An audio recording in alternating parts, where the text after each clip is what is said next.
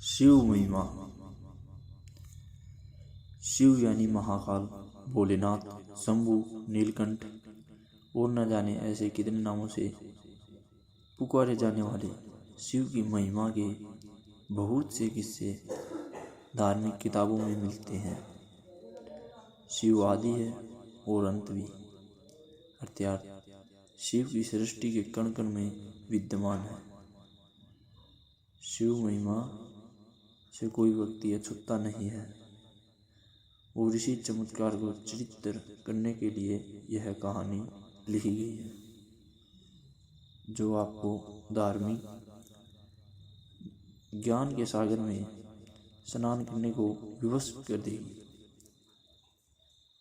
एक शहर था जहाँ बहुत बड़ा मंदिर था। मंदिर में भक्तों का तांता हमेशा लगा रहता था। मंदिर के आने जाने वाले रास्ते में धार्मिक सामग्री बिक्री हेतु छोटी छोटी दुकानें लगी हुई थी और उन्हीं दुकानों में एक दुकान ओंकार की थी। वह शिव का अटूट भक्त था। वह कई घंटों शिव की पूजा में लगा रहता था। दुकान में वह और उसका छोटा बेटा करते थे। उसका बेटा कार्तिक, जो कि केवल 8 वर्ष का था। हालांकि कार्तिक दुकान के काम के साथ साथ अपनी पढ़ाई में भी बराबर ध्यान देता था, जिस वजह से वह अपनी सभी कक्षाओं में अच्छे अंकों से उत्तीर्ण आया था।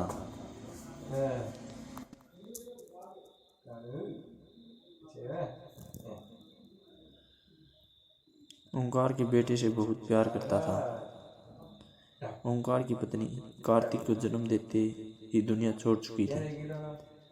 बचपन से कार्तिक को ओंकार ने माँ और बाप दोनों का प्यार दिया था।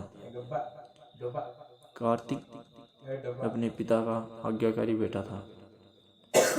वह घर के काम के साथ साथ दुकान का भी काम संभाल लेता था। उनकी जिंदगी में बहुत मजे से चल रही थी, लेकिन एक दिन नगर निगम का ऐलान होता है कि मंदिर परिसर से सभी दुकानें हटाई जाएंगी। इसका सीधा मतलब था, जिसकी स्वयं की जमीन होगी वही यहाँ धंधा कर सकता था। ओंकार अपने घर में पूजा कर रहा था। जैसे ही उसे यह बात पता चलती है, उसके पैरों तले जमीन खिसक जाती है, क्योंकि मंदिर परिसर की वह दुकान उसकी रोजी रोटी थी और दुकान के अलावा उसके पास आमदनी का कोई और जरिया नहीं था। परंतु वह भगवान शिव के सामने बेसुध होकर लेट जाता है।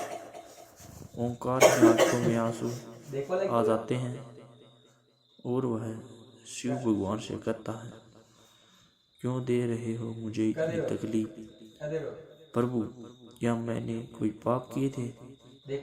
कुछ देर बाद ओंकार शिव भगवान के सामने हाथ जोड़कर खड़ा होता है और अपनी दुकान की तरफ भागता है। सभी दुकानदारों को दुकान से सामान खाली करने के लिए एक दिन का समय दिया जाता है, जिसके लिए लाउड स्पीकर से लगातार सारे मंदिर परिसर में सरकारी ऐलान होता रहता है।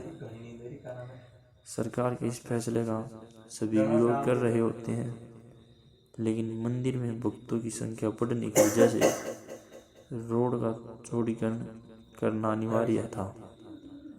हालांकि प्रशासन ने मंदिर से थोड़ा दूर सरकारी जमीन में दुकानें बनाने की इजाज़त दे दी थी, लेकिन उन जमीनों को लीज पर दिया जाना था और लीज की रकम लगभग जमीन की कीमत के बराबर ही पहुंच रही थी, जो कि ओंकार की पहुंच से बाहर थी।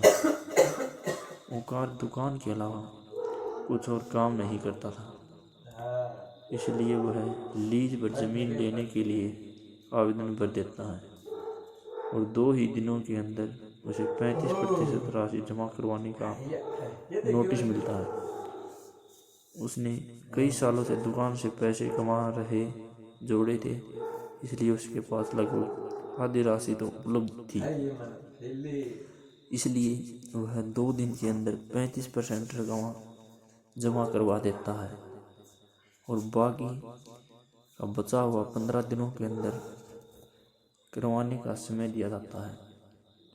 ओंकार अपने बेटे से कहता है कि बेटा, हमें ये ज़मीन कुछ भी करके लेना हुआ, मेरे पास आधे ही पैसे हो पा रहे हैं, बाकी पैसों के लिए हम बैंक से लोन लेते हैं।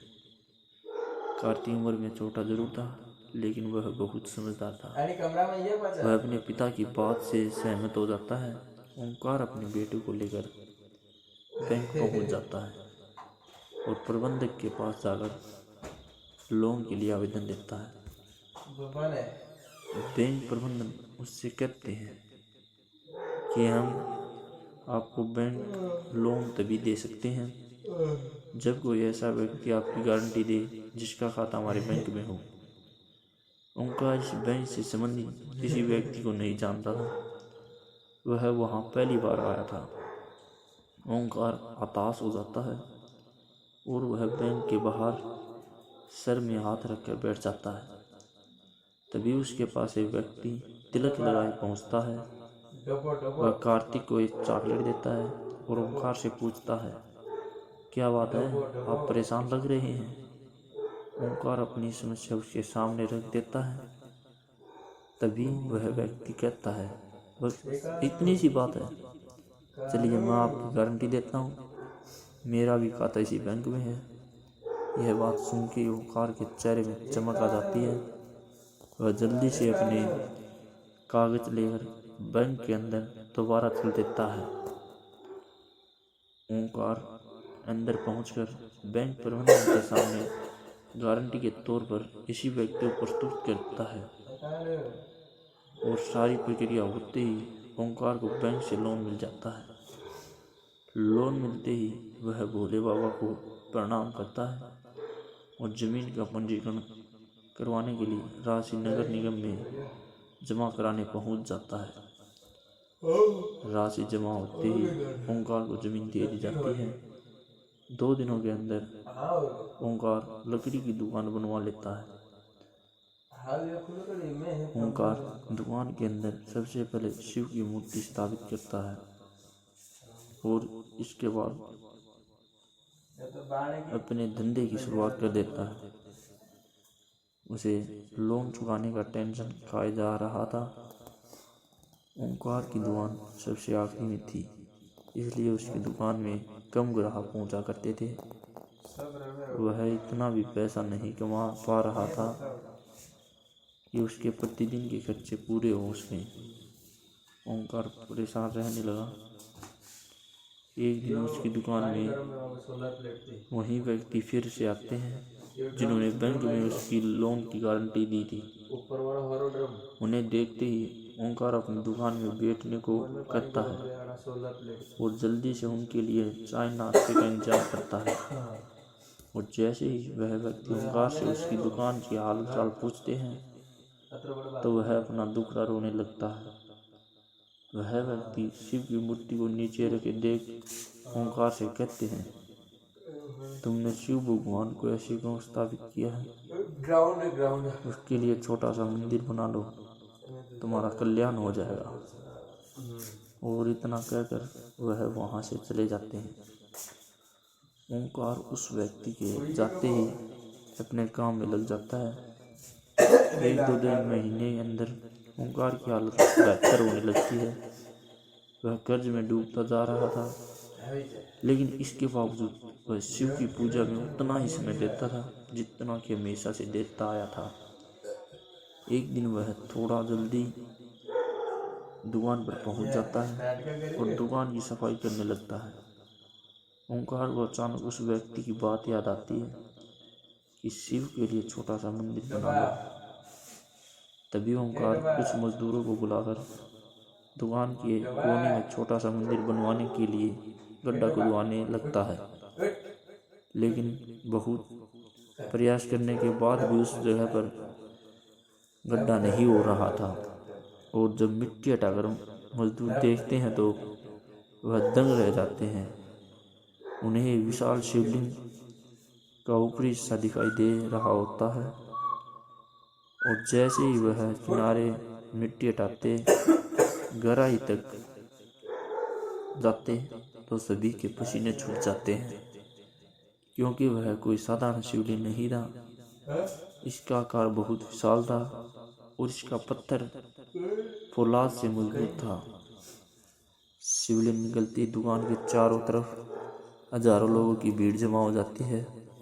दूर दूर से लोग वहां शिवलिंग देखने पहुंच जाते। शिव की इतनी बड़ी मूर्ति जमीन के अंदर से निकलती ही खनिज विभाग के लोग उसे जब्त कर लेते हैं।